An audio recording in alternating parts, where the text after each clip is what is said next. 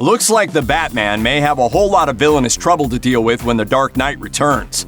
A fresh report from We Got This Covered has suggested that Robert Pattinson's version of the Caped Crusader will face no fewer than 6 villains in his first solo outing: the Penguin, the Riddler, Catwoman, Two-Face, Firefly, and the Mad Hatter. In its coverage of the Batman, the outlet has previously reported that the Riddler, the Penguin, Catwoman, Two-Face, Scarecrow, and Bane have all been under consideration for a part in the movie's story, with potentially all 6 of them showing up at the same time. According to the more recent report, however, those last 2 have been subbed out in favor of some slightly more obscure characters.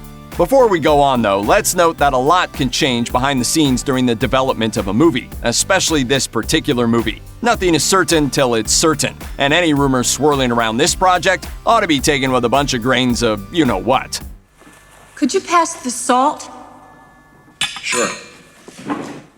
Of the 2 new additions to the movie's potential rogues gallery, Firefly seems like the best fit for the noir-style narrative that writer-director Matt Reeves reportedly has in mind for the film. The character first appeared way back in 1952 in Detective Comics number 184. An expert in pyrotechnics who plied his trade in the motion picture industry, Garfield Lynns found himself mired in poverty when work dried up. Like so many of Gotham's destitute citizens, he soon turned to a life of crime, drawing the attention of Batman and Robin, who captured him during a robbery attempt. In later stories, Lynns enacted his revenge by lashing out with acts of arson, and soon took quite a liking to it. Always on the hunt for bigger and bigger targets, he eventually set fire to a chemical factory and succumbed to the flames himself.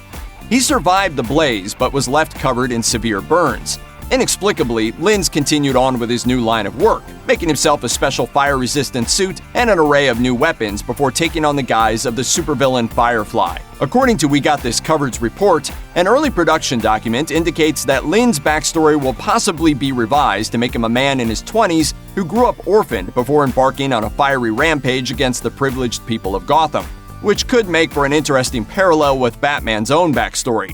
The Mad Hatter's history stretches even further back in DC lore, all the way to his first appearance in 1948's Batman number 49. First portrayed as a common criminal with an unusual affinity for his namesake, Jervis Tetch has since been shown to possess a high degree of skill in electrical engineering, which he uses to produce his signature devices, mind-controlling hats. As for the other bad guys said to be on tap for the Batman, any of them could be solid choices, just so long as they're done properly.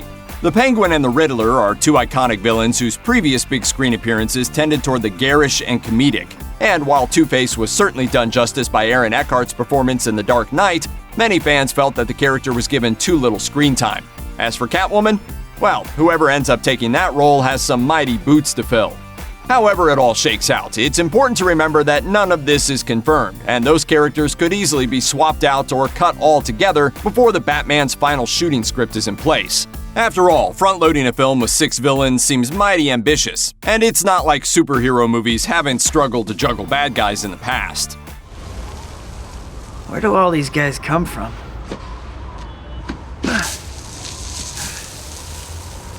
Whatever course Reeves does choose to take, fans will just have to have faith in his talent, and hope that the director can deliver both the Batman we need and the Batman we deserve.